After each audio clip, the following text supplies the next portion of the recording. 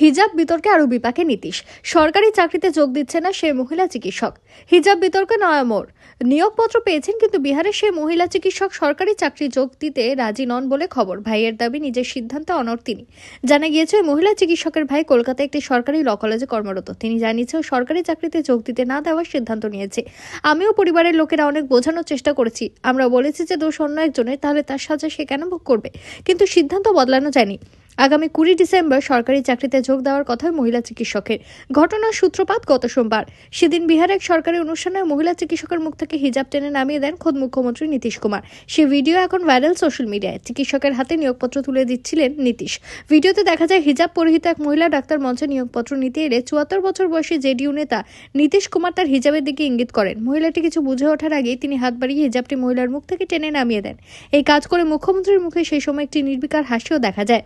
নীতিশ কুমারের এই আচরণের কড়া নিন্দা করেছেন দঙ্গল খ্যাত প্রাক্তন অভিনেত্রী জায়রা ওয়াসিম।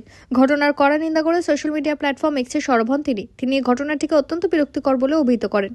জায়রা লেখেন, একজন মহিলা মর্যাদা ও শালীনতা কোনো খেলনা নয়, জানিয়ে ছিনিমিনি খেলা যায়, বিশেষ করে কোনো প্রকাশ্য মঞ্চে। নিজেকে একজন মুসলিম মহিলা হিসেবে উল্লেখ করে তিনি আরো বলেন, একজন মুসলিম মহিলা হিসেবে অন্য একজন মহিলা নিকাবকে এত সহজে টেনে নামানো এবং সেই সঙ্গে তার নির্বিকার হাসি দেখাটা ছিল অত্যন্ত ক্ষোভজনক। ক্ষমতা কাউকে সীমা লঙ্ঘনের অনুমতি দেয় না। নীতিশ কুমারের উচিত এই মহিলার কাছে নিঃশর্ত ক্ষমা চাওয়া।